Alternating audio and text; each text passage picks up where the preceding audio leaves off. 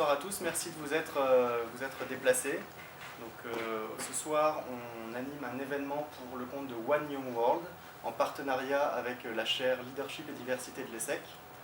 On s'intéresse notamment au futur de l'éducation, futur avec un S, pour bien montrer que le système éducatif actuel, que ce soit le système public et toutes les initiatives mises en place en parallèle, ont des avenirs, des évolutions qu'il est nécessaire de regarder sous plusieurs angles.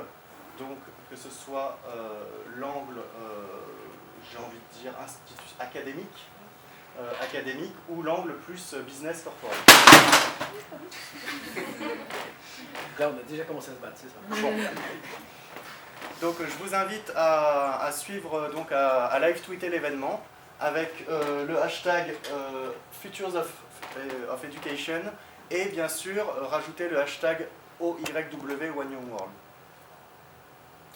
Donc je vais laisser déjà les intervenants se présenter, sinon ce ne serait pas digne. Bonsoir, donc moi je m'appelle Marie Morellet, je travaille à l'ESSEC. Je ne suis pas étudiante à l'ESSEC, on me demande régulièrement, mais je suis salariée de l'ESSEC depuis 6 ans. Et je m'occupe des programmes d'égalité des chances et de démocratisation de l'école. Voilà, donc on est une petite équipe à s'occuper de ces projets-là.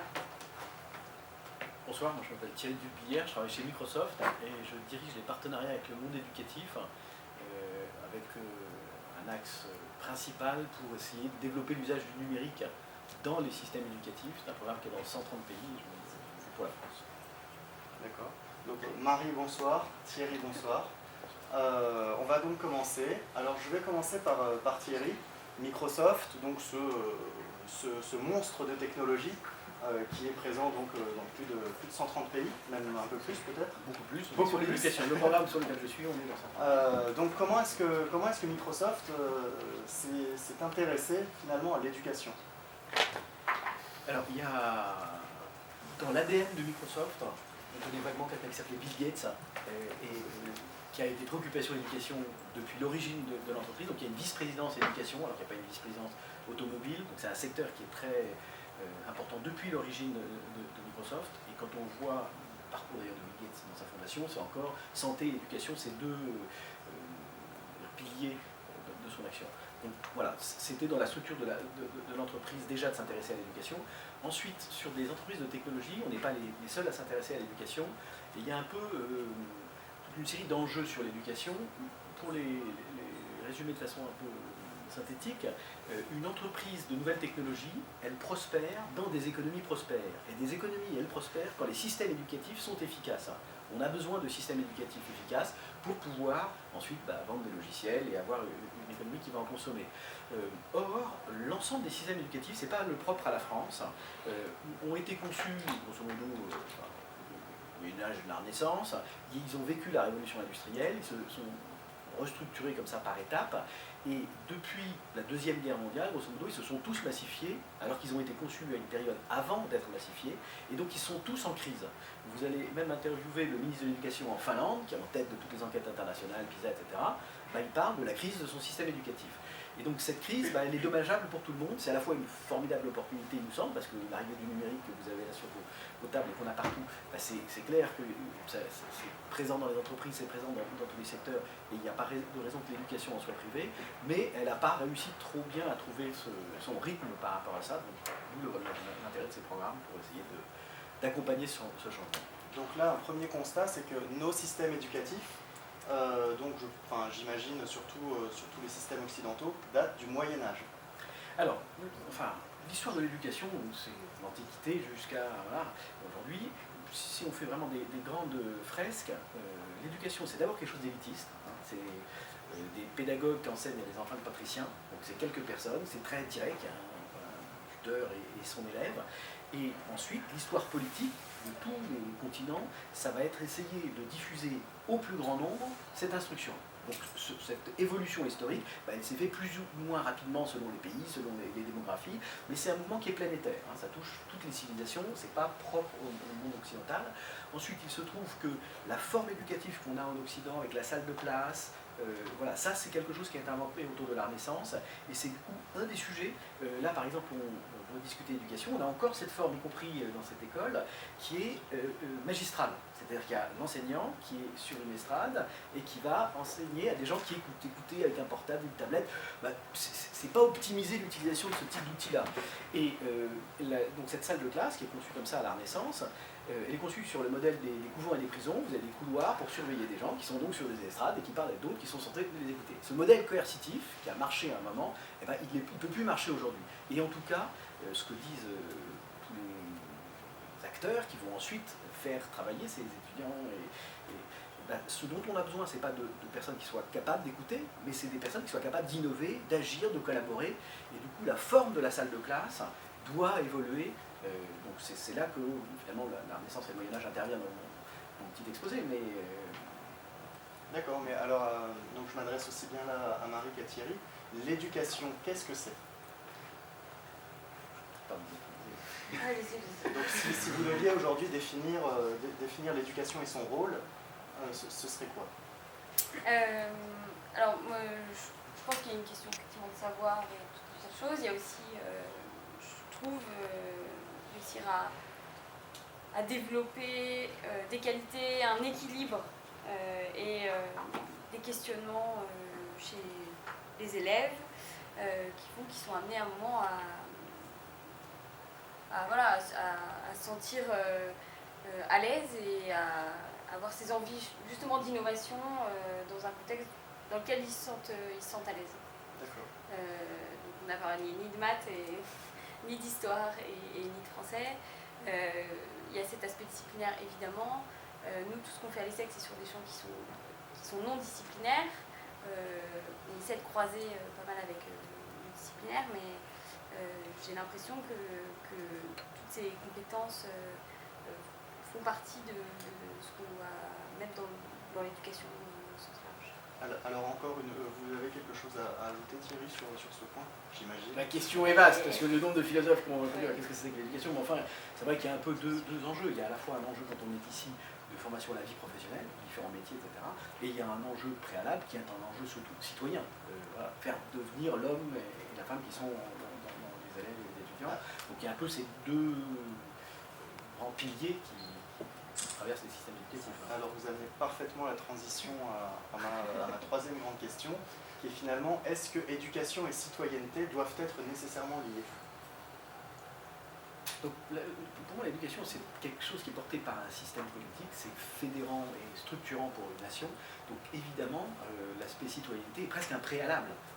C'est d'abord ça qu'apportent les systèmes éducatifs.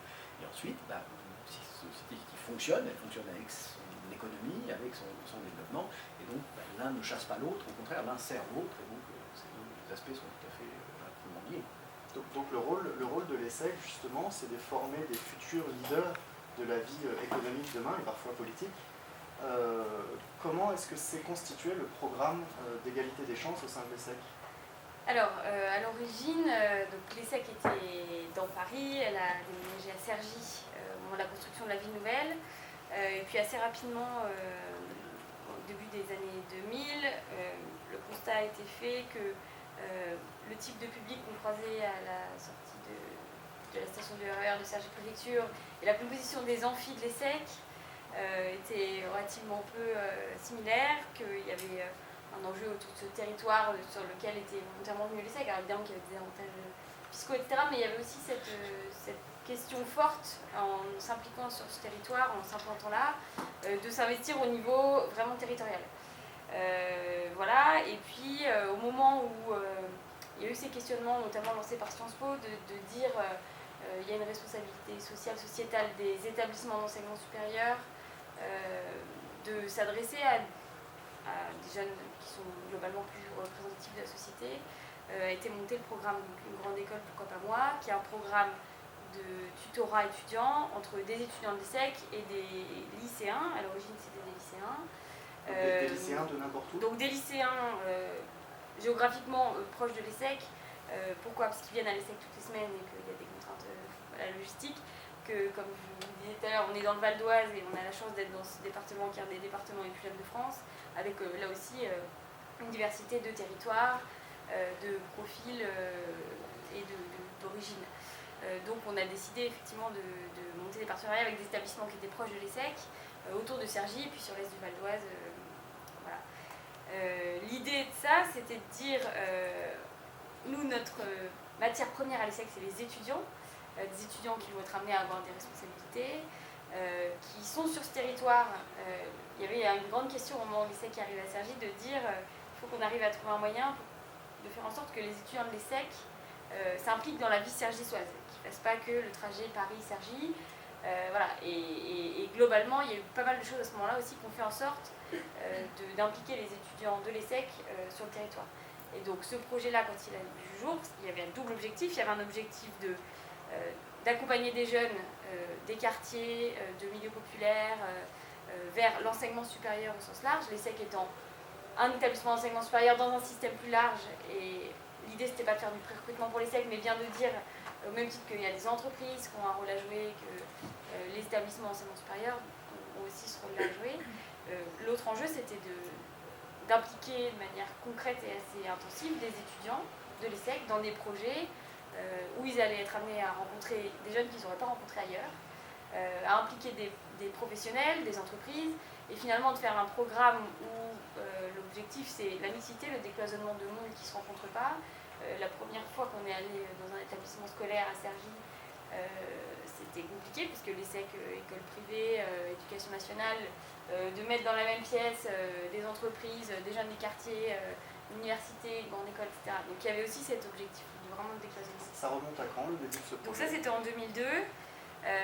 Voilà, depuis beaucoup de jeunes accompagnés, pas mal de réussites, globalement pas de décrochage, des jeunes qui vont en Bac+5 vers des filières sélectives, avec une réussite notamment des filles, qui est intéressante. Sur le nombre d'étudiants accompagnés Ouais, alors chaque année c'est 50 secondes, 50 premières, 50 terminales.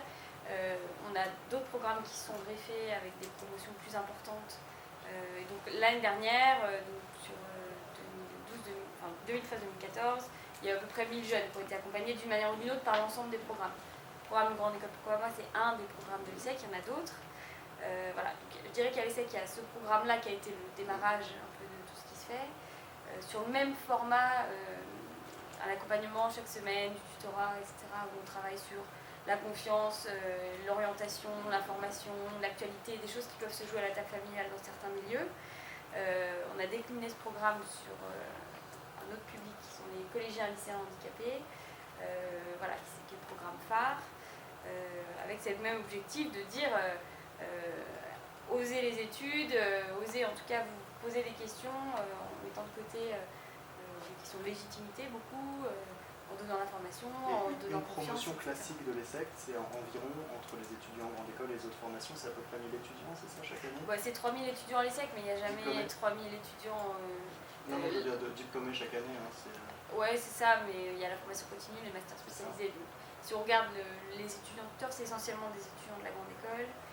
Donc là, c'est des promotions de 500 à peu près. Ouais. Et nous, on a à peu près 80 étudiants tuteurs sur les programmes. D'accord. Donc c'était surtout pour faire le ratio, c'est-à-dire que chaque année, vous diplômez 500 étudiants de grande école, mais à côté de ça, vous accompagnez 1000 étudiants.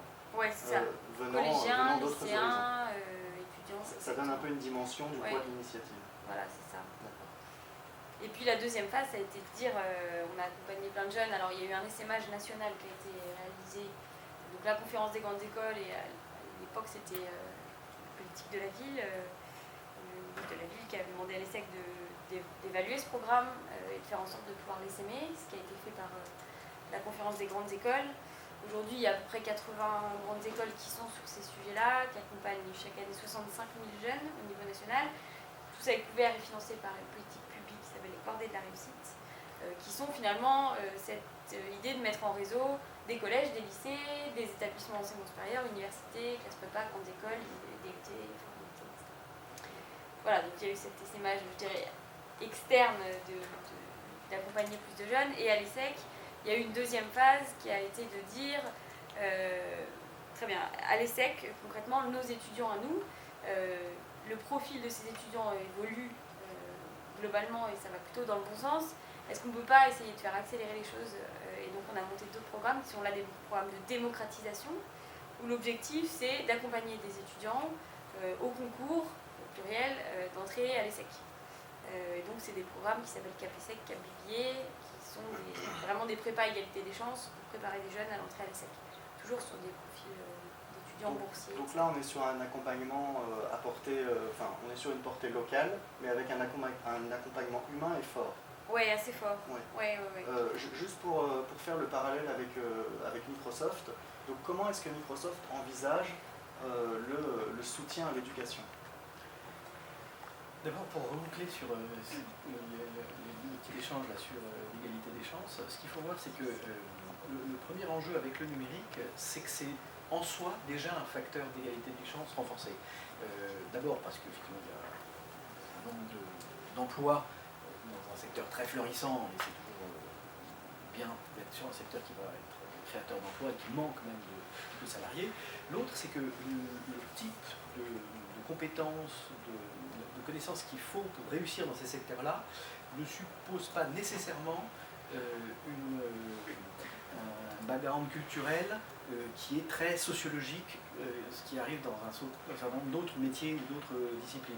À tel point que dans les initiatives qu'on a à Microsoft, donc il y en a une qui s'appelle la Web Academy, c'est une école qui est proposée à des élèves qui n'ont pas le bac et qui arrivent à travers ce cursus pour des élèves non bacheliers, les décrocheurs, à retrouver très rapidement des emplois dans une formation avec le numérique. Alors on a toute une série d'actions dans ces profils-là, le numérique auprès d'élèves plus en difficulté.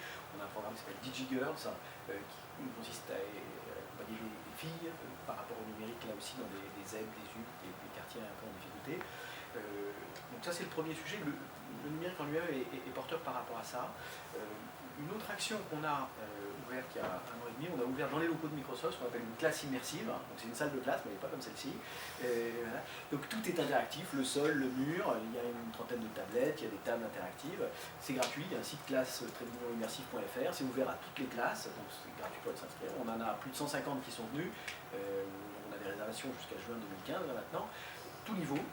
Petite section de maternelle jusqu'à l'école polytechnique, en passant par les cadres du Crédit Agricole, mais c'est beaucoup éducation nationale. Et du coup, là, c'est plutôt un espace de formation, d'expérimentation pour les enseignants qui viennent là, pour voir finalement comment ils vont pouvoir s'emparer de ces outils-là, comment les élèves peuvent travailler avec.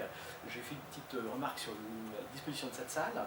On a aménagé cet espace avec un cabinet de design et d'architecture qui s'appelle Fielding & Air. Parce que leur site est très riche, ils sont derrière un peu toutes les écoles du futur dans le monde, à Singapour, en Finlande, vous avez des établissements qui sont conçus par Fielding & Air, on voit des petites vidéos, et on voit que tous les espaces sont d'abord confortables, ils sont mobiles, et ils sont faits pour du projet, ils ne sont pas faits pour de la formation comme ça descendante. On voit que à la fois dans tous les métiers, que ce soit les biens, les administrations, etc., le fait de travailler à plusieurs, de travailler en mode projet, et ici je pense que c'est une bonne partie du curriculum, eh bien l'espace va le permettre ou pas. Et donc d'aménager cet espace, c'est quelque chose qui est important. Aujourd'hui, les salles de classe, encore une fois, je l'ai dit, elles sont sur un modèle qui est vraiment très très ancien. Et on a souvent des collectivités locales qui viennent dans la classe immersive. Il faut savoir que la construction des bâtiments est à la charge des collectivités, les mairies pour le primaire. Pour le moment, c'est encore les départements pour les collèges, et en tout cas c'est les régions pour les lycées. Et ils construisent, alors ils peuvent s'amuser sur la construction des bâtiments à l'extérieur, ils sont HQE, ils sont développement durable, ils sont en verre, ils sont en forme de bateau, mais quand on parle de la salle de classe, ça reste toujours la même salle de classe. Et donc un des enjeux qu'on porte sur le débat, c'est que cette salle de classe, elle doit bouger, la plupart des pays l'ont fait bouger, justement pour engager ce mode de travail. Non, pas simplement pour utiliser les technos, mais simplement parce que c'est le mode de travail que chacun attend aujourd'hui, que à la fois les entreprises et les différents systèmes. Deux petits indices là-dessus. Aujourd'hui, on est très... on compare très souvent les systèmes éducatifs à travers une enquête internationale qui s'appelle PISA. Et le PISA de 2015 va évaluer des compétences collaboratives, le fait de travailler à plusieurs. Autre problème, frein qu'on a dans le système français. Pourquoi est-ce qu'on évalue à plusieurs ? Avant de répondre pourquoi évaluer à plusieurs, le seul pays où on n'évalue plus de la collaboration ou pas de la collaboration, c'est la France. Brevet des collèges, baccalauréat, aujourd'hui c'était l'épreuve de philo, vous êtes seul, vous êtes avec votre mémoire, avec un papier, c'est solitaire, il y a très peu d'évaluation collaborative, très peu d'activités qui font travailler les élèves à plusieurs et qui font créer. Il y avait les TPE qui sont maintenant quelque chose d'un peu symbolique dans l'importance du mode d'évaluation. C'est un exemple que j'aime bien citer. Les Danois, c'était aujourd'hui toute la presse, est-ce que le tweet qui était sorti à 8h15, est-ce que c'était une fuite sur les sujets de philo ou pas, etc. Il y avait une grosse panique à bord, on a fuité sur les sujets, etc. Au Danemark, l'accès à Internet est autorisé au baccalauréat. On a accès à Internet. Quand je dis ça, à l'époque, ils vont pomper, etc. Donc ce qu'ils n'ont pas compris, c'est qu'aujourd'hui, le système éducatif et le mode d'évaluation a été conçu dans un monde où l'information était rare. Donc il fallait la mémoriser. Et donc on cherche à évaluer notre capacité à mémoriser une information dans un monde de rareté de l'information. Or, le monde dans lequel on vit, c'est un monde de la surabondance de l'information. Ils ont bien compris les Danois, et par ailleurs, ils sont en tête des indices de bonheur, j'entendais ça ce matin sur la radio, on voit que c'est un système qui a d'autres vertus. On est dans un monde de la surabondance, et donc ce qu'il faut savoir, c'est trouver la bonne information, la qualifier. Accéder à Internet, c'est encore rien. Il va falloir là savoir débrouiller la mauvaise information de la bonne, et donc c'est cette expertise. Dans vos métiers, dans vos travaux, vous avez accès à Internet, vous l'aurez de plus en plus souvent. Ça ne veut pas dire qu'il faut avoir une tête vide et que tout est sur... il faut avoir déjà une tête pleine pour comprendre et discerner de l'information. Mais en tout cas, on voit qu'il y a des changements radicaux qui sont en train de s'opérer dans les systèmes éducatifs. Pour avoir le bac, il vaudra mieux comprendre l'algorithme de Google que d'avoir appris ses cours. Clairement, de comprendre l'algorithme de Google est extrêmement précieux parce que ça va vous dire sans doute des choses sur comment les informations remontent ou ne remontent pas, est-ce qu'il y a de la pub là-dedans, est-ce que comment tout ça a été effectivement sélectionné. C'est absolument un des éléments à connaître, mais voilà, pour savoir naviguer dans une masse d'informations, il n'y a pas que l'algorithme de Bing qui est bien plus puissant qu'il s'agit de connaître, mais voilà, il y a d'autres... D'accord, mais donc là, on se déplace clairement d'une capacité de mémorisation à finalement une logique de recherche, une logique sémantique. Alors, à la fois une logique de recherche, mais une logique de communication, de collaboration. L'UNESCO a fait ce qu'ils appellent les compétences du 21e siècle. Les systèmes se réfèrent assez souvent, il y a des textes et les enquêtes de l'OCDE aussi se réfèrent à ces compétences-là. Donc, à côté des savoirs académiques, qui ne sont pas obsolètes d'aucune manière, eh bien, se sont rajoutées toute une série de compétences.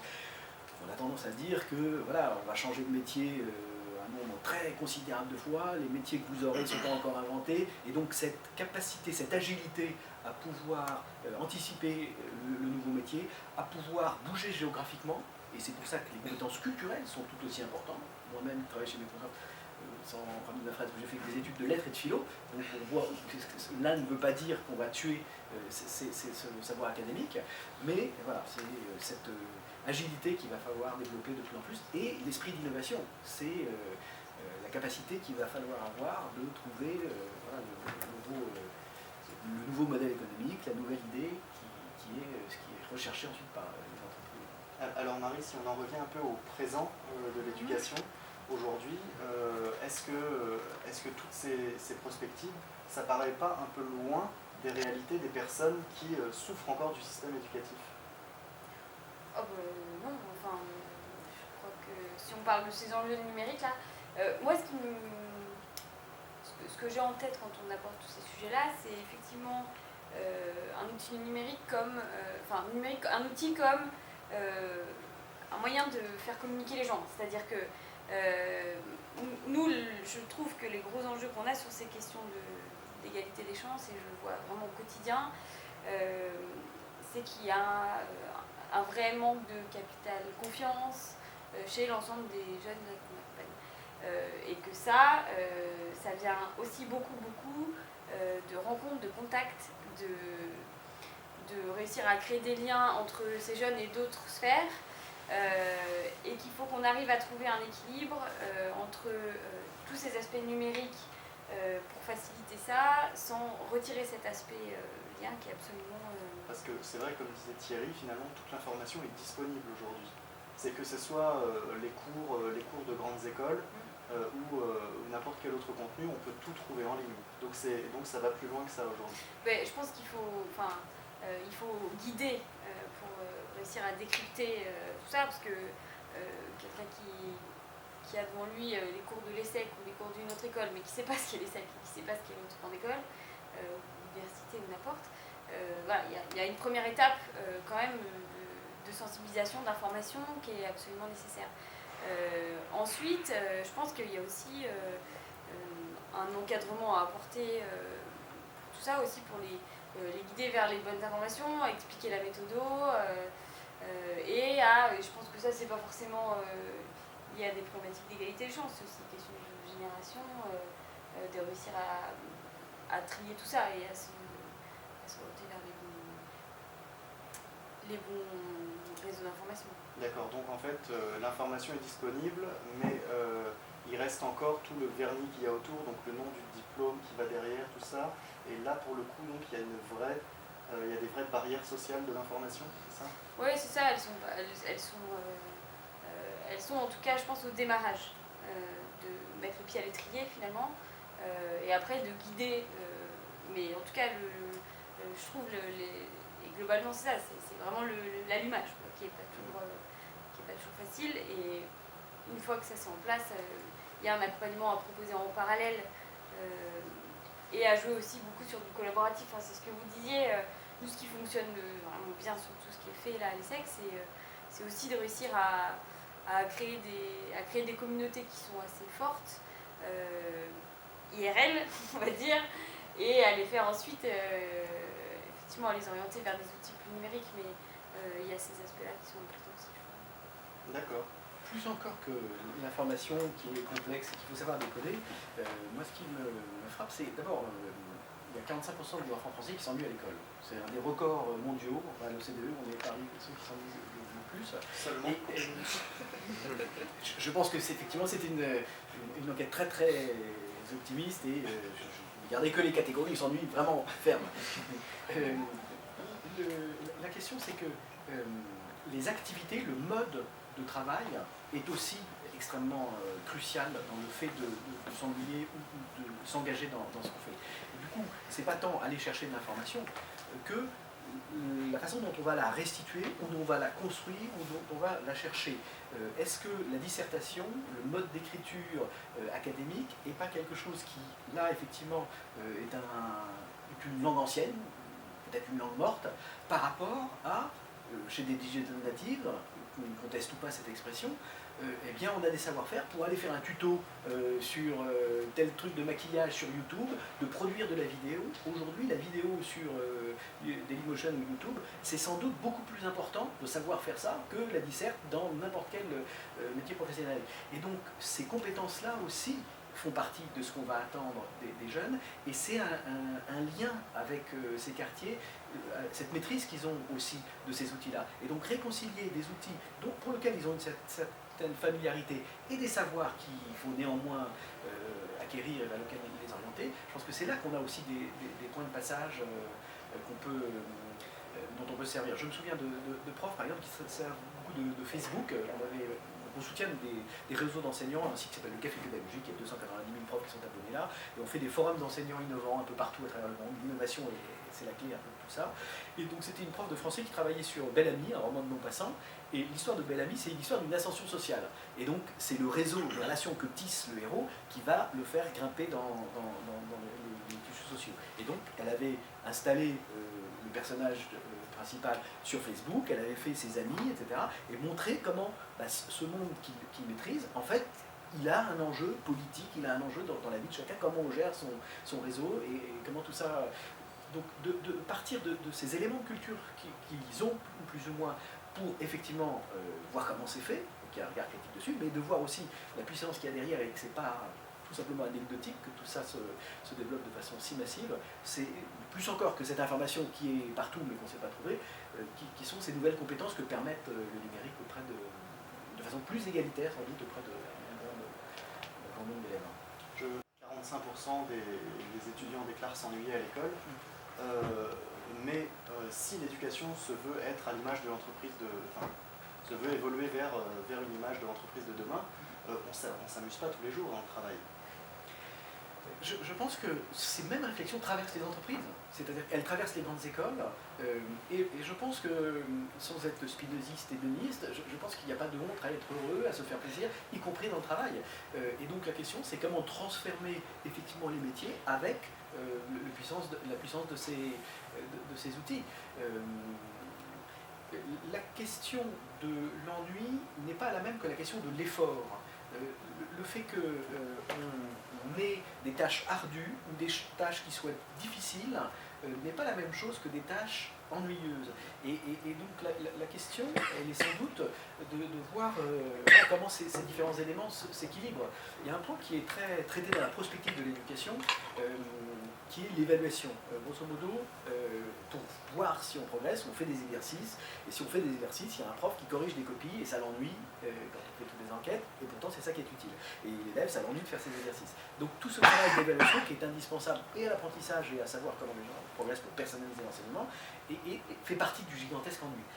Et il y a un philosophe américain qui s'appelle James Polgy, qui fait des conférences régulièrement sur le système éducatif, et qui dit tous les systèmes éducatifs aujourd'hui qui se vivent comme en crise disent puisque c'est la crise dans ce système et qu'il y a des élèves qui décrochent, on va recentrer sur des basiques, lire, écrire, compter, des exercices bien ennuyeux, c'est ce que disent les systèmes éducatifs. Et à côté de ça, il dit il y a un secteur économique qui prospère, et plus c'est compliqué, plus c'est sophistiqué, mieux ça se vend, c'est le secteur du jeu vidéo. Et à qui il parle? Aux mêmes.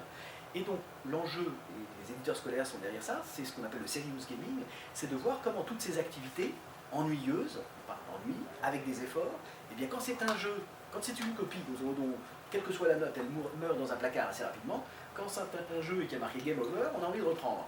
Et donc comment cette scénarisation, cette dynamique, qui pourrait s'apparenter à quelque chose d'ennuyeux, et est pourtant extrêmement stimulant. Donc voilà, je ne veux pas pousser la démagogie trop loin sur le fait qu'il y a des choses qui sont profondément rébarbatives, il y a des métiers qui sont profondément difficiles, et il ne s'agit pas d'avoir un discours naïf par rapport à ça, mais les éléments d'amélioration sont clairement extrêmement puissants, et il ne faut pas renoncer. Et les machines aussi sont là pour nous décharger de ces tâches qui sont répétitives et rébarbatives. Donc là, on parle d'amener un peu un aspect ludique pour générer plus d'engagement aussi. Plus d'engagement et plus j'imagine, de mémorisation. Et ce que je dis, quand l'élève est actif, quand il va faire quelque chose, il va mieux mémoriser. Alors, en ce moment, il y a toute une mode avec la Khan Academy, qui sont ces petites vidéos sur YouTube, voilà, et explique ce qu'on appelle les flipped classroom, où le cours est fait par une petite vidéo, et on la regarde avant cours, et le cours est fait pour débattre. Mais ce que font, il y a un certain nombre de classes qui font des flip classroom, où ils font produire les cours par les élèves. Les élèves doivent faire la vidéo pour expliquer à d'autres, et on sait que c'est le meilleur moyen de mémoriser. Donc encore une fois, s'éloigner de la passivité pour aller vers de la création, de la créativité, de l'innovation, et c'est ça aussi qui créera de la valeur dans les entreprises, beaucoup plus que des tâches répétitives. Donc, Marie, Oui, moi je voudrais juste redire, tout à l'heure on parlait de citoyenneté, d'éducation, etc. Il y a aussi pas mal de choses, et je pense à l'ESSEC parce que ça a été fait sur certains cours. L'idée de dire que une partie du cours se passe effectivement en amphi, mais que la base du cours, là c'était, alors je sais plus, mais c'était dans le cadre de la chaire d'entrepreneuriat social, l'idée de dire il y a un engagement sur un mois des étudiants dans des structures. Les étudiants vont chaque jour pendant un temps s'impliquer dans des associations, sur des projets d'intérêt général, et où finalement c'est un terrain d'apprentissage qui est ensuite en partie débriefé en cours avec les professionnels des autres associations, et avec une partie en ligne là pour le coup, c'est théorique, mais du coup passer la grande majorité du temps plutôt sur le terrain à débriefer, et les aspects théoriques uniquement en ligne. Donc aussi d'impliquer dans le sens de l'intérêt général, c'est-à-dire que de se dire qu'il y a des besoins d'un côté, des envies d'innovation, d'évolution des modèles pédagogiques, il y a peut-être des liens aussi à faire. Donc là on revient sur le collaboratif, et non plus seulement en intra mais aussi en inter. Oui, c'est ça. D'accord. Est-ce que tu penses que l'informatique devrait être enseignée de manière obligatoire à l'école, donc le code? Franchement, sur cette question, je n'ai pas vraiment de question pour être honnête. Ce que je vois, en tout cas, c'est que j'ai l'impression qu'il y a de plus en plus d'étudiants, alors des gens qui sont plus avancés, mais qui ont compris que c'était un énorme avantage, je dirais, concurrentiel, quand on cherche du boulot, d'apprendre à coder. Et donc, je rencontré un certain nombre d'étudiants qui apprennent tout seuls de leur côté à coder, en plus des diplômes qu'ils ont actuellement, etc. Donc, c'est clairement une valeur ajoutée importante. Après, je ne sais pas si ça devrait être obligatoire. Ça fait appel à des à des logiques particulières qui peuvent être intéressantes, je pense, à activer ou à tester dans le cadre de l'école. Mais est-ce que c'est dans l'objectif de réussir à coder ou dans l'objectif de faire fonctionner Alors, en fait, c'est que hier, l'informatique était un outil au service de l'entreprise. Aujourd'hui, il n'y a plus d'entreprise sans informatique.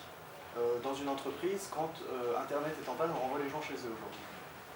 C'est quelque chose qui était encore impensable il y a 10 ans ou 15 ans. Là, je me suis récemment mis à coder sur Code Academy. Donc j'ai enfin voulu apprendre comment ça fonctionnait. Et c'est bête, mais je comprends mieux Google maintenant. Parce que sur Google, il y a tout un tas de raccourcis qui permettent de gagner énormément de temps. Et je me dis, est-ce qu'on ne va pas vers tout ça aussi? Vers un monde d'initiés qui doit devenir la norme? Alors sur la question du code, il y a plusieurs sous-questions derrière. Il y a une première question qui est, à la fois, on manque d'informaticiens, donc il y a le Syntec chiffre avec plusieurs milliers de jobs qui ne sont pas pourvus chaque année, mais on a une désaffection pour les écoles d'ingénieurs, on a une désaffection pour les maths, on a une désaffection des filles pour ces filières-là, et donc ça c'est pour dramatiser un peu la situation. Face à cette désaffection, est-ce que le code, parce que le débat du code à l'école traverse le système éducatif, il y a un côté un peu manichéen, il y a un peu deux écoles. Ceux du code qui viennent de l'algorithmique et qui font encore plus fuir tout le monde dans leur filière, quand ils créent un dispositif en ISN, le terminal, il est peu demandé, etc. Donc l'objectif, il est bien de sensibiliser à l'importance des métiers du numérique, mais c'est pas sûr que la voie seule du code soit la meilleure manière de résoudre ce problème-là. Le premier point. Deuxième point, la France est 24e sur 27 dans l'utilisation du numérique en classe. Pour les raisons de pédagogie magistrale, de bac solitaire et sans numérique, entre autres, mais toujours est-il qu'il y a très peu de numérique en classe. Et donc le débat dans le système français, c'est faut-il apprendre à coder et créer une discipline? Il y a une corporation qui avait un enseignement de l'informatique qui est assez actif en ce moment pour dire recréer un CAPES d'informatique, recréer une agrégée d'informatique et recréer mon métier. On sait que, grosso modo, chaque discipline, si on lui prend 1 heure, on a une grève pour un bout de temps. C'est pas si simple de faire ce dispositif-là. L'autre approche, c'est de dire le numérique traverse les disciplines, traverse notre vie, et dit qu'il s'agit beaucoup plus de voir comment, eh bien, en géographie, d'avoir accès à un géoportail, c'est extrêmement puissant, d'avoir accès à la 3D sur un cours de biologie, c'est extrêmement puissant, d'avoir donc, du numérique à travers les disciplines. Donc c'est ça un peu les deux termes du débat. Sans doute qu'il faut aujourd'hui réconcilier l'un et l'autre, et une sorte de grande maturité depuis 1 an, un peu partout dans le monde, sur le fait qu'apprendre à coder doit pouvoir développer l'esprit critique par rapport au numérique, ne pas faire que le consommateur du numérique, ce que vous expliquez exactement sur votre exemple de Google. Donc ça semble faire partie du remède, mais ce qui me frappe, par exemple, quand on va sur les sites du MIT, on a beaucoup de masters qui sont opérailles, numériques, etc. Et donc, je pense que sciences humaines, sciences dures, le numérique, ça doit être beaucoup plus que quelque chose d'ascétique relié à l'algorithmique. Donc, sans doute que l'approche du code doit être plus large que simplement celle sous la forme par laquelle elle nous est présentée. Microsoft, nous, on est derrière un certain nombre d'initiatives de ce type-là, notamment une qui s'appelle Kid Coding Club, qu'on fait avec l'association Simplon. Et donc ça, c'est pour les tout petits. Et ça rejoint quelque chose que vous avez dit tout à l'heure, c'est-à-dire que, en fait, ce qu'on voit, donc il y a des petits logiciels, Microsoft Research, on a fait un qui s'appelle Kodoo, il y en a un qui s'appelle Scratch, qui est porté par le MIT. Donc c'est des petits logiciels pour apprendre à coder, mais qui s'adressent dès le primaire, en fait, et comprendre que, finalement, le code, c'est une grammaire, c'est une écriture, il y a de la logique, les pièces s'assemblent, les boucles se répètent, et donc, avec ce type de site, les enfants arrivent à comprendre ce dispositif. Et c'est du coup presque des mécanismes. On ne va pas dire que c'est ça qui nous fera faire de la programmation en .NET ou en Python quand vous serez en bac plus X, mais c'est presque une sorte de compétence intellectuelle que ça va développer. J'ai tendance à dire que c'est le latin du XXIe siècle, et donc à ce titre-là, quand on apprend le latin langue morte, eh bien c'est à la fois parce que c'est une base culturelle, comme les numériques, et à la fois parce que c'est un mécanisme d'intelligence qui est formateur, et donc à ce titre-là, je pense qu'une approche du code dans les petites classes, c'est quelque chose qui peut être important. Un des enjeux, sans doute, que la matière de la technologie, qui sont des anciens travaux manuels, moi j'ai des enfants qui font des bicyclettes tous les ans, c'est super d'apprendre à faire des bicyclettes, mais peut-être que d'apprendre à coder ou comment fonctionne le numérique est peut-être plus en phase avec notre temps. Donc ça peut être une manière aussi de s'en créer une discipline de plus, de faire évoluer certaines disciplines qui sont dans le cursus. C'est moins cher, il y a moins de grèves, c'est plus simple. Et peut-être pour faire le lien, je pense à la Web Academy par exemple, c'est aussi, si on essaie de réfléchir à l'histoire de l'égalité des chances, mais c'est aussi un moyen, je pense, de raccrocher, ou en tout cas de ne pas faire décrocher un certain type de public qui a des facilités, une appétence pour ces sujets-là. Je pense qu'il y a aussi un enjeu de réussite pour tous via ces compétences-là, qui sont des compétences spécifiques et qui, pour le coup, peuvent remettre sur un pied d'égalité des jeunes qui ne sont pas sur des aspects académiques classiques. Et ce Kids Coding Club qu'on fait, c'est à Montreuil, c'est avec des élèves de ZEP ou de décrocheurs, et on voit qu'ils sont passionnés quand ils arrivent à CDCM, voilà, ils sont accros sur...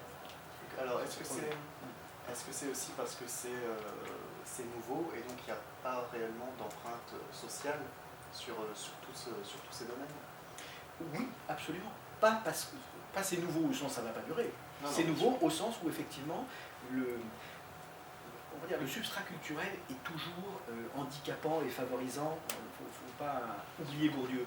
Mais c'est clair que ce monde numérique dans lequel ils vivent, parce que socialement on a très vite accès quand même à une forme de numérique, eh bien c'est un élément qui va favoriser une égalité de façon très très évidente. Alors on a longtemps parlé de fracture sociale, on s'est mis à parler de fracture numérique aussi, dans des régions où l'accès au numérique est nettement moins important que ce qu'on peut avoir dans des régions plus urbanisées notamment. Est-ce que, et là Marie c'est aussi une question que je te pose, est-ce que fracture sociale et fracture numérique ne vont pas tendre à se rapprocher dans l'avenir ? Dans le sens, l'accès au numérique aujourd'hui peut permettre de réduire certaines inégalités. Est-ce que, par défaut, du coup, le manque d'accès au numérique peut handicaper des personnes ? Non, mais bien sûr, mais je pense que c'est aussi pour ça que ça doit être très présent à l'école. C'est-à-dire que... Et c'est parce que ça ne l'est pas assez que c'est assez dramatique. Je pense qu'effectivement, c'est un ferment l'égalité, et comme, encore une fois, on a des plans numériques réguliers avec les différents ministères de l'éducation, mais aujourd'hui, à la fois l'organisation de l'espace et le mode d'évaluation, l'examen, font que, c'est peut-être un peu court comme deux explications, mais en tout cas il y en a beaucoup d'autres, font qu'il y a quand même peu de numérique dans les classes en France, et du coup, ce que ça permettrait d'atténuer en termes de fracture sociale, ça ne l'atténue pas, parce que c'est à la maison et parce que les enseignants sont clés ensuite pour apprendre effectivement la réflexion critique par rapport à ces outils-là. Donc si ça n'est pas à l'école, eh ben, ça sera discriminant, ou en tout cas on ne tirera pas profit de ce pouvoir numérique. Après, nous on travaille assez peu avec des zones rurales, ce que nous on voit sur les quartiers, c'est que fracture numérique qui tend quand même globalement à se... Ils sont connectés ultra connectés. Honnêtement, aussi bien à la maison que sur les téléphones. Je veux dire, pour le coup, ça, j'ai l'impression que ça tend quand même vraiment à se réduire. Alors, c'est juste l'accès qu'on fait de ces appareils-là, mais en tout cas, moi j'ai l'impression qu'il y a quand même hors zone rurale, que je connais vraiment mal. Mais... Et pour bouger un peu maintenant sur l'un des futurs de l'éducation, où les cours, la dématérialisation, notamment en termes de présentiel, où on parle de personnes qui apprendront de chez eux. Donc on a la mode des MOOC notamment, de toutes ces choses-là. Quelles limites est-ce que ces systèmes-là ont ?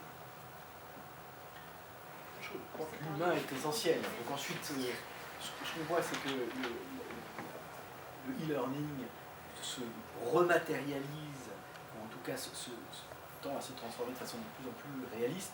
Moi, je regarde cette classe immersive, mais il y a un pan de la recherche sur l'immersive learning. L'immersive learning, c'est apparu avec les mondes virtuels Second Life, où vous avez des facs qui ont reconstitué leur amphi de façon en 3D, le prof est présent sous forme d'avatar, les élèves le rejoignent sous forme d'avatar, on voit des hologrammes en démo maintenant à quelques endroits, donc on voit une sorte de rematérialisation dans cette dans ce numérique qui fait que l'humain reste présent. Je crois que la médiation des enseignants, des tuteurs, restera très forte. Moi, je pense que c'est moins... Je coupe un instant. Jean-Marie, est-ce que tu te verrais accompagner tes étudiants comme ça, sur une plateforme virtuelle? Mais moi, c'est ce que je disais tout à l'heure. Je pense qu'il y a effectivement tout un tas de choses qu'on peut faire en ligne. Après, quand il y a des questions, là pour le coup, vraiment de confiance, de lien, enfin tout ce que vous êtes en train de dire, il faut réussir à trouver le bon équilibre entre les deux. Il y a ces outils qui sont effectivement très précieux. Moi j'ai du mal à imaginer une partie de ce qu'on fait uniquement en ligne.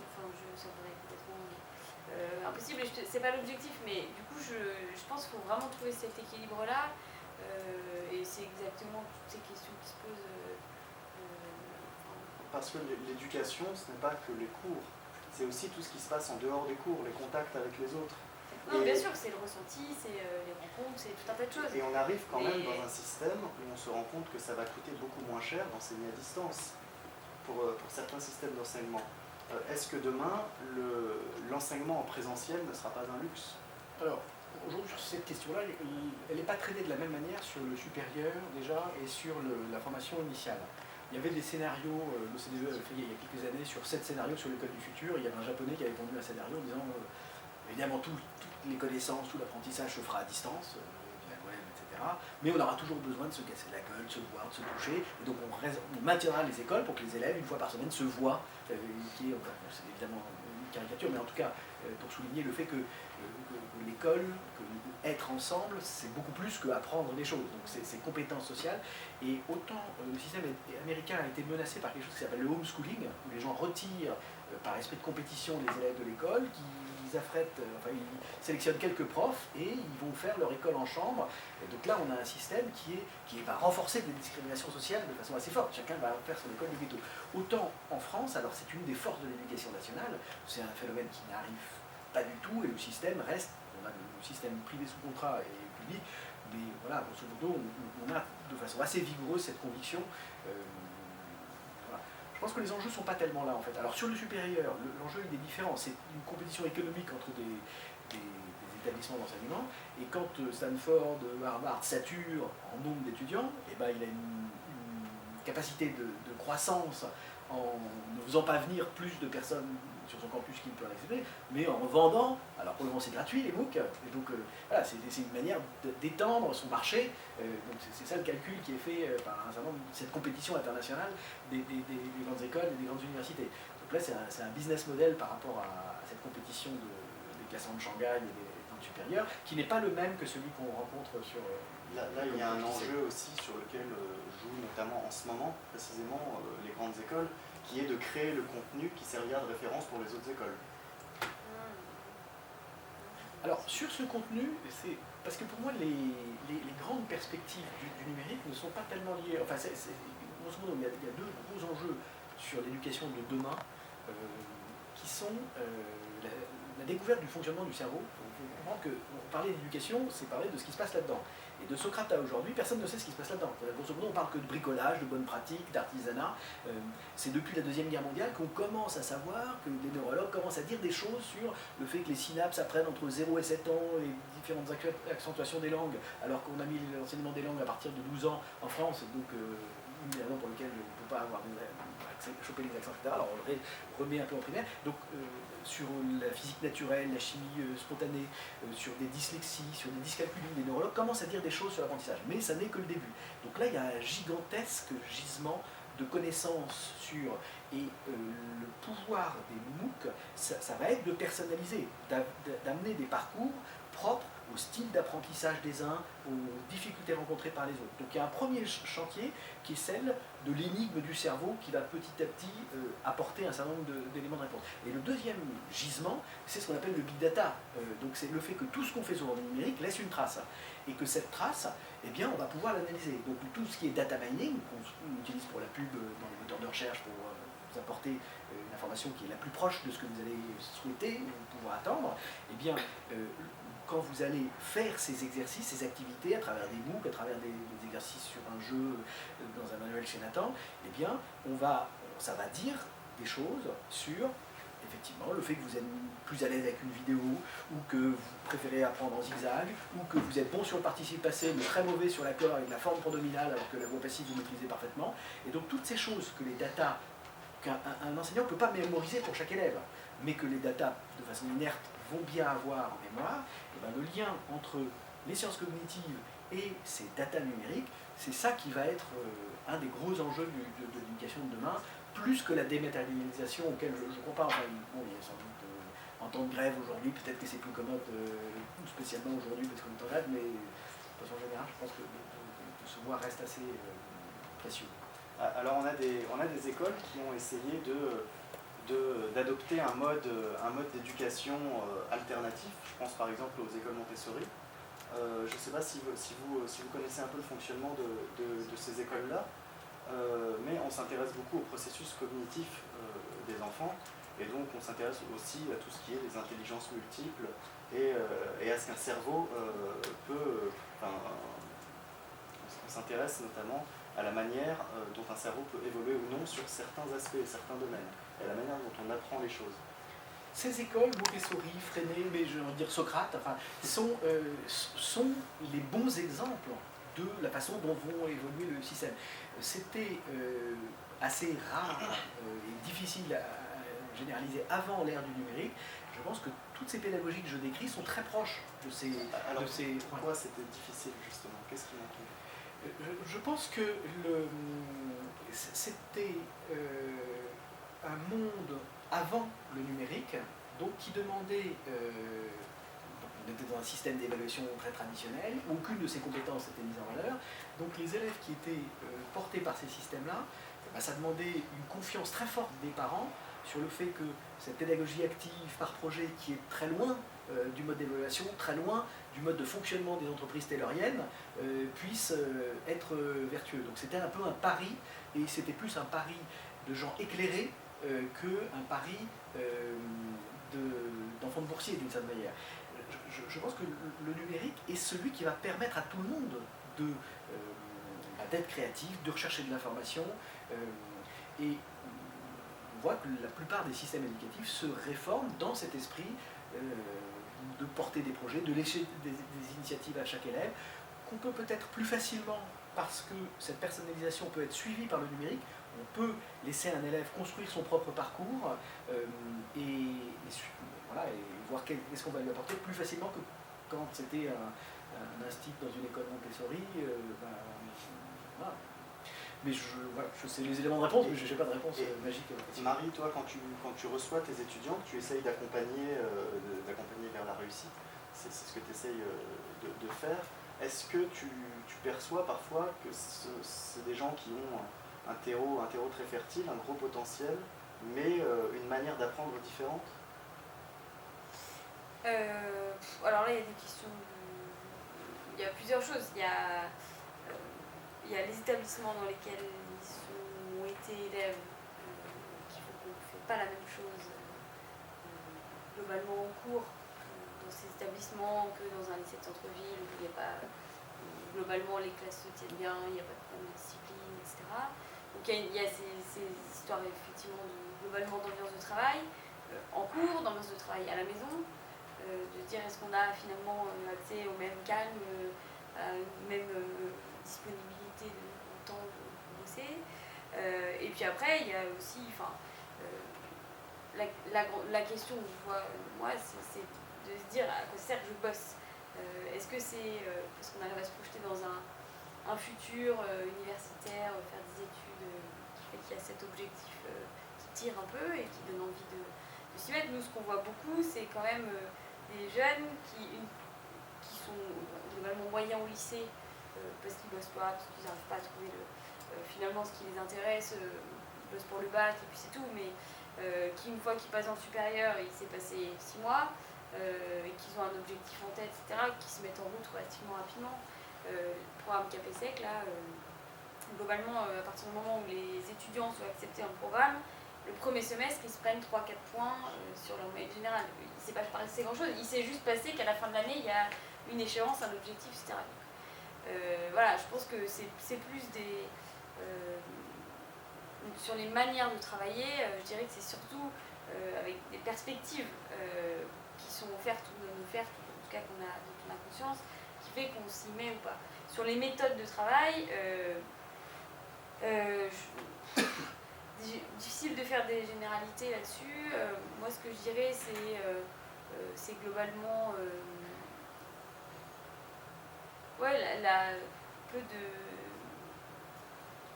de conscience que il faut y passer peut-être 3 heures, 4 heures d'affilée, etc. Donc c'est peut-être plus des questions d'intensité, de rythme, des habitudes qui se prennent, mais ça là aussi...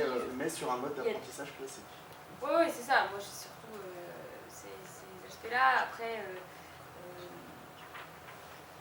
c'est essentiellement ça. Moi, ce que je vois, en tout cas, sans entrer dans les aspects numériques qui est normal, mais c'est plutôt l'idée de réussir à se projeter dans un avenir globalement... Parce que même au-delà du numérique, on le voit notamment quand on observe des enfants à l'école, on en a qui sont extrêmement visuels, d'autres qui sont extrêmement tactiles, d'autres qui vont être tout de suite très cérébraux. Aujourd'hui, le système éducatif ne prend pas du tout ces facilités d'apprentissage ou difficultés parfois pour certains qui vont connaître très vite l'échec à cause de ça. Et je pense que les États-Unis, par exemple, ont mis en place pas mal de méthodes pour détecter les talents. Ils l'ont fait malheureusement sur un indicateur qui est le QI mis en place par Binet. Aujourd'hui, on est capable de faire des choses beaucoup plus fines. Est-ce que ça correspond à l'un des futurs de l'éducation ? Il y a des gros débats là-dessus. C'est-à-dire qu'en modo, on parle de la constance macabre, on a un dispositif qui est sélectif et donc qui est fait pour trier, pour jeter de 100 000 élèves. Donc c'est ça qui est déjà politiquement... les pays ont se saisissent violemment de ce dispositif-là.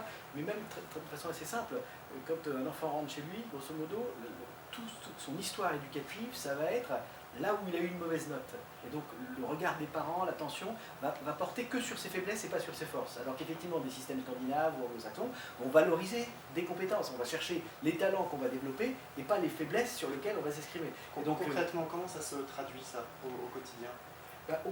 Au quotidien, c'est-à-dire si on vous dit vous êtes passionné pour faire, je sais pas, alors vous parliez des styles d'apprentissage, faire de la vidéo par rapport à votre programme d'histoire, eh ben, peut-être que ce n'est pas la peine de s'escrimer à chercher ce que vous n'arrivez pas à faire en maths et que vos compétences n'ont pas besoin forcément de cette compétence en maths que le système éducatif français requiert de la maternelle jusqu'à la terminale, et donc de renoncer à par des parcours adaptés. D'une hyper spécialisation très précoce. Alors, oui et non. C'est-à-dire que la question c'est celle du programme. Si les programmes sont plus orientés sur des compétences génériques, elle va être de moins en moins liée à des tas d'items extrêmement précis, extrêmement spécialisés. Donc le show and tell des Américains, c'est la capacité à présenter le projet qui tient à cœur à l'enfant, qui va être valorisé, plus qu'effectivement c'est plutôt une généralisation qu'une spécialisation très précoce.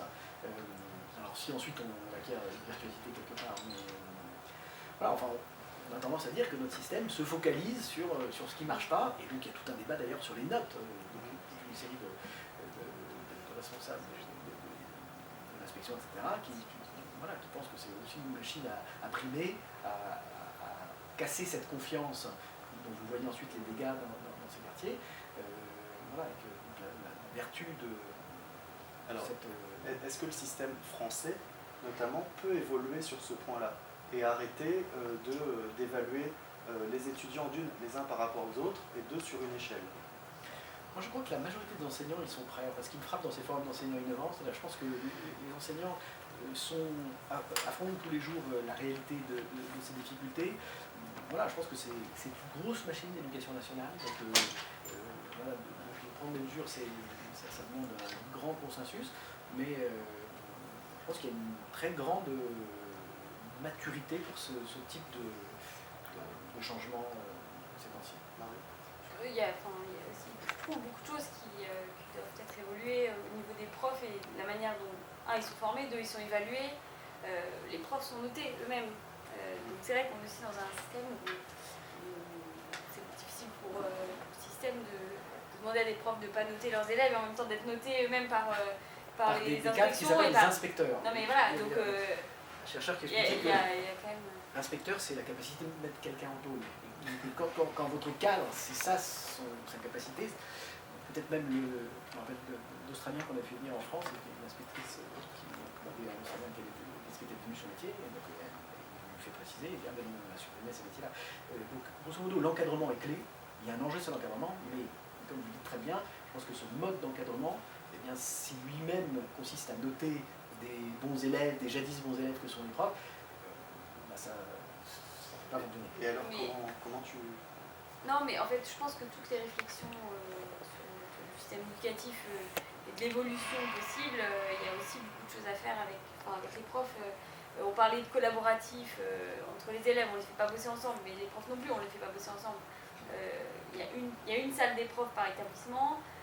Voilà, il n'y a même pas de structure en tant que telle, genre dure pour faire bosser les profs ensemble. Donc il y a ces aspects-là, les aspects de notation. Comment faire bosser les profs ensemble concrètement? Qu'est-ce qu'on pourrait faire par exemple? Concrètement, il y a des dizaines de choses à faire. Les TPE sont faits pour ça.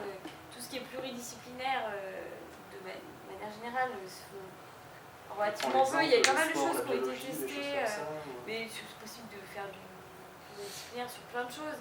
À Sciences Po, ils avaient mis en place des lycées expérimentaux où c'était que pas que, mais une grosse partie de fonctionnement en mode projet, des profs qui étaient regroupés par binôme trinôme, qui bossaient sur des aspects. Au final, ils étaient ravis, les élèves aussi, ils faisaient des trucs super. Mais voilà, il y a un fonctionnement qui fait qu'effectivement, on écrire une demi-heure de maths aux profs de maths, c'est compliqué, ils ont du mal à évoluer. Exemple typique, il y a eu une réforme il y a quelques années où on a mis en place en seconde l'accompagnement personnalisé, qui est censé être un certain nombre d'heures par semaine pour les élèves pour travailler en plus petits groupes sur des choses un peu transversales, l'orientation, etc. avec les profs. Et du même temps, on a retiré des profs aux heures de maths. Ce qu'ils ont fait, ils ont évidemment pris les heures d'accompagnement personnalisé et à la place, ils ont mis des maths dedans. Donc voilà, il y a aussi un système à mettre en place pour favoriser ça. Et aujourd'hui, c'est encore un peu compliqué à mettre en place. Et ce système, c'est de rupture, ce qui me paraît assez peu concevable, ou alors est-ce que ça va évoluer, et si progressivement, et si oui, c'est quoi les grandes étapes? Moi je suis plutôt optimiste, on parlait de pas mal de choses, mais on parlait des chefs d'établissement, les profils qui commencent à changer un peu, j'ai l'impression, des personnes qui prennent en charge les établissements, c'est quand même d'un établissement à l'autre, ou un même établissement sur 2 ou 3 mandats de chef d'établissement, on voit bien la différence de dynamisme, d'ambiance dans le bahut, de résultats scolaires. Enfin, c'est vraiment le capitaine du bateau et je pense qu'il y a beaucoup de choses à faire avec ces donc quand on dit beaucoup de choses, ça veut dire mettre des gens moins administratifs ou... C'est ça, et puis aussi proposer un certain nombre d'air sur l'extérieur et on est là tous les deux pour parler d'éducation, mais il n'y a personne d'éducation nationale. Alors, je pense que c'est aussi révélateur de pas mal de choses. Finalement, il y a beaucoup d'acteurs privés, que ce soit des boîtes, que ce soit des écoles, des associations qui ont envie de faire des choses avec l'éducation nationale, qui font des choses. Au démarrage, ça a été très compliqué de s'ouvrir au grand capital. Honnêtement, on est modeste start-up. Non, mais vraiment. Et je pense que ça change, ça évolue beaucoup. Quand même beaucoup d'établissements qui s'ouvrent, justement. Et je pense que ça, c'est aussi, pour moi, une des clés peut-être de réussir à faire travailler ensemble. Là encore, des gens qui n'ont pas l'habitude de travailler ensemble. Voilà, je pense que donc là, on parle de chefs d'établissement qui s'approprient leur établissement et qui ont une vraie envie de le faire évoluer. Oui, c'est ça. Et puis qui poussent dans la volonté d'ouvrir et de partenariat. Mais après, les programmes aujourd'hui leur sont imposés et les programmes sont denses. Parce que je pense qu'une des clés, et il y a une opportunité en ce moment, le système il est régi par son système d'évaluation. C'est le brevet des collèges et le baccalauréat qui redescend en plus fine sur tout le reste. C'est-à-dire que si vous êtes un prof attentif, un élève stressé ou un parent qui regarde comment ça se passe, ça va être le bac et les écoles derrière ou le brevet qui va être votre zone de vigilance. Et si cette zone d'évaluation elle est solitaire, elle est individuelle, elle n'incite pas les profs à travailler ensemble, rien ne bougera. Parce que un enseignant, c'est un ancien premier élève, il est respectueux de la loi, etc. Vincent Peillon a mis en place un conseil supérieur des programmes. Alors le président a démissionné la semaine dernière, je ne peux pas l'annoncer, mais grosso modo, il y a un gros chantier qui est mis en place. les gens qui sont dans cette commission, un certain nombre, sont assez convaincus du fait que ce mode d'évaluation, c'est lui qui va enclencher les changements. Et donc là, je pense qu'il y a réellement un pouvoir de modification et d'action très rapide et très efficace sur le système par ce mode d'évaluation. D'accord, donc d'un côté on va faire évoluer le contenu des programmes. Et le mode d'évaluation. Oui. On va faire évoluer le mode d'évaluation des acquis, d'évaluation des acquis. On va probablement aussi s'intéresser à la manière dont on évalue la qualité de l'enseignement des professeurs en eux-mêmes. Mais moi je pense que c'est pas un sujet ça, parce qu'on a plein d'inspecteurs et tout le monde veut contrôler les professeurs. Les profs ils ont réussi ils ont un niveau des anciens premiers de la classe, ils ont réussi des CAPES, des agrégations, et il faut arrêter de les inspecter, enfin il faut leur faire un peu confiance. Grosso modo, ils sont plutôt excellents, quand je regarde sur les 130 pays, les profs français sont plutôt les meilleurs au monde, enfin les profs américains sont des chômeurs qui deviennent profs. D'ailleurs ça se voit dans les manuels scolaires, c'est des manuels aux États-Unis, vous avez plein de cours, parce que le prof ne sait pas le cours. En France, il n'y a pas de cours dans les manuels, c'est que des activités, les profs ils connaissent très bien les cours. Ils regardent juste le cours pour vérifier si idéologiquement ils sont d'accord avec l'équipe de profs qui est derrière. Donc là-dessus, l'État leur délègue une responsabilité. Ce serait irresponsable de ne pas contrôler que cette responsabilité est mise. Je pense que cette contrôle. D'abord, il y a ces concours d'enseignement. Donc il y a un contrôle, c'est ces concours de recrutement, l'agrégation ces jours-ci, les CAPES, c'est pas rien. L'école normale supérieure. Donc je pense que ils sont comme les médecins, ils sont très bien évalués. Ensuite, qu'il y ait une déontologie, une surveillance de déontologie, que dans une équipe pédagogique, et c'est le rôle du chef d'établissement, eh bien, le groupe repère ce qui dysfonctionne et puisse avoir cette responsabilité. Voilà, ce que disent les Finlandais, quand on interroge le ministre finlandais de l'Éducation sur pourquoi vous êtes un test de PISA, ils répondent « We trust teachers », on fait confiance aux profs. C'est une dynamique de confiance enseignement, faire confiance aux élèves, faire confiance aux parents, faire confiance aux profs. Nous, on est plutôt encore dans une logique de défiance. On suspecte les parents de regarder la salle de prof, on suspecte les profs de ne pas faire leur boulot, on suspecte ça ne peut pas fonctionner comme ça. Ça te parle, comme discours? Ouais, mais tout à fait. C'est assez marrant de voir comme dans des contextes différents, les regards des uns sur les autres varient. C'est-à-dire que nous, on travaille pas mal avec des profs qui voient leurs élèves en classe, qui les voient aussi dans un autre cadre, qui est le cadre des programmes, etc., qui ont du coup des regards très différents dans un cadre ou dans l'autre. On a testé un programme là, il n'y a pas très longtemps qui s'appelle le programme Pollen, où l'objectif ça a été de constituer un groupe d'élèves et de faire bosser des binômes de profs. Donc ça a été à la fois très chouette parce que très riche, etc. Mais il y a eu toutes ces questions de confiance, finalement, de se retrouver côte à côte et pas face à face entre une classe et son prof ou ses profs. En fait, on les a mis exactement dans la même configuration, qui est celle à laquelle est confronté un étudiant tuteur d'ESSEC dans ces programmes-là. Ils sont 2 étudiants tuteurs avec un groupe d'élèves. Là, on s'est dit on va faire la même chose avec des profs. Et donc oui, effectivement, ces histoires de confiance, elles sont vraiment importantes. On voit bien, nous, quand on accueille les élèves 2 secondes, finalement, les parents ont fait confiance et c'est ce qui fait que ça a fonctionné. Ensuite, il y a aussi, je trouve, on parle de confiance, je pense qu'il y a aussi, on parle quand même de bienveillance.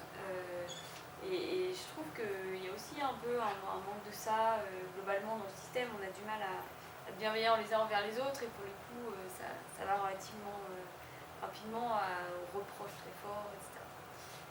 Mais j'ai oublié ce que je voulais dire.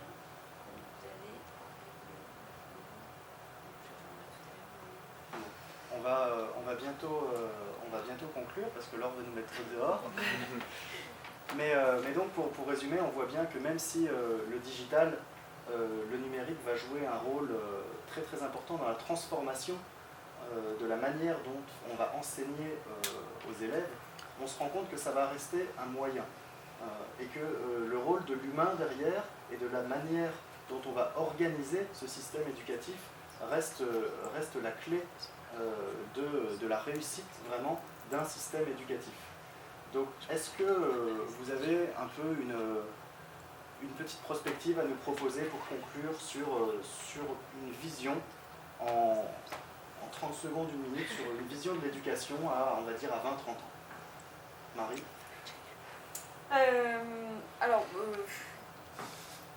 Moi, il y a plusieurs choses. Je trouve qu'il y a beaucoup de choses à faire. C'est assez intéressant, je trouve, de réfléchir au mode d'évaluation comme un élément assez fort pour faire évoluer le système. Donc, effectivement, il y a ces aspects-là, je trouve, qui sont assez intéressants. Moi, je reste assez convaincue de globalement un état d'esprit aussi, d'optimisme et l'éducation nationale, je trouve qu'en ce moment c'est un peu déprimant, quoi. Donc il y a des raisons, hein, bien sûr, mais il y a aussi un état d'esprit qui peut venir d'innovation, qu'elle soit numérique, qu'elle soit sur le travail collaboratif, sur peut-être une manière un peu différente de voir ses élèves, c'est-à-dire de réfléchir à une relation à l'élève qui soit un peu autre. Globalement aussi, d'inscrire les établissements sur un territoire avec tout autour des activités économiques, des universités, etc. pour aussi vraiment essayer de travailler en réseau et d'être toujours dans une logique un peu de... Vraiment insérer l'école dans l'univers. Ouais, je crois vraiment qu'il y a un enjeu assez fort d'impliquer vraiment fortement comme récepteur, mais comme acteur aussi, de faire des choses aux établissements, aux élèves sur leur territoire. Voilà. Après, sur les aspects de prof, il y a quand même une caractéristique, je trouve, en France. Quand on demande à un prof français pourquoi il veut être prof, il veut être prof de philo parce qu'il adore la philo, ou prof de SVT parce qu'il adore la SVT, etc. Et je trouve qu'il y a aussi des choses à faire sur ces aspects peut-être pluridisciplinaires, et pourquoi on ne recrute pas des profs de maths, physique, bio, ou de sciences humaines au sens beaucoup plus large. Voilà, il y a des réflexions sur des aspects vraiment, je trouve, pluridisciplinaires qui sont intéressants. Merci. Voilà. Moi, je suis plus confiant sur l'énergie créatrice des enseignants. Enfin, nous, on fait des forums d'enseignants innovants un peu partout dans le monde. On était avec 1700 éducateurs à Barcelone il y a 2 mois. On voit qu'il y a une énergie incroyable. Et bon, effectivement, la confiance en soi et l'optimisme des populations sont différents d'un pays à l'autre. Mais je pense que les enseignants français ne sont pas en rate par rapport à ça. Donc, je pense que le capital, il est là, il est très très activé. Et plutôt que de repérer les dysfonctionnements, nous on soutient donc le café pédagogique et 14 associations de profs qui font un forum une fois par an. Et ils retiennent une centaine de dossiers. Enfin, il y a 850 000 profs. Simplement, si on mettait, ils viennent très volontiers, ils présentent des projets qui sont tous plus ingénieux les uns que les autres. Si on démultipliait ça dans 30 académies, là on aurait une dynamique positive qui pourrait se créer. Donc là-dessus, je suis assez confiant. L'autre élément que vous évoquiez sur les technologies, paradoxalement, moi je crois effectivement ce dont on a parlé, c'est beaucoup de pédagogie, la réforme de l'évaluation, etc. La technologie, elle n'est pas neutre, parce qu'il faut apprendre quelle est la contrainte non dite d'une technologie. L'apprentissage du code peut être des choses de ce genre-là, mais elle peut s'appliquer à une pédagogie très magistrale, très ancienne, où on va remplacer le tableau vert par un tableau blanc et il va être projeté, comme on peut avoir 30 tablettes qui ne vont pas être là pour écouter, mais qui vont être là pour produire, pour collaborer, pour se connecter à distance, pour chercher une information, etc. Mais ce ne sont que des instruments au service d'une réforme et d'une pédagogie. Donc de ce point de vue-là, ils sont pas, elles doivent servir quelque chose de plus profond dans la réforme du système éducatif. Et enfin, moi, ma conviction, c'est que effectivement, ce numérique va être de plus en plus présent parce qu'il est quand même peu en fait dans notre système éducatif. Donc si vous devez le projeter, je pense que ça va finir effectivement par arriver de façon assez massive. Et plus sous forme de rattrapage. Ça dépend, oui, par rapport à d'autres pays qui sont partis assez loin là-dedans. Et c'est vrai que c'est le débat avec les philosophes, mais je crois effectivement à ce que vous évoquez sur les sciences cognitives, les styles d'apprentissage, les scolaires sont assez frileux là-dedans.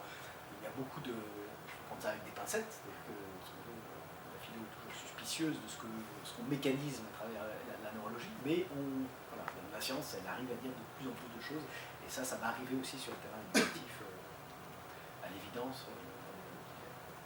Très bien. Marie, Thierry, je vous remercie. Merci de l'invitation. Je vous invite à applaudir nos deux intervenants.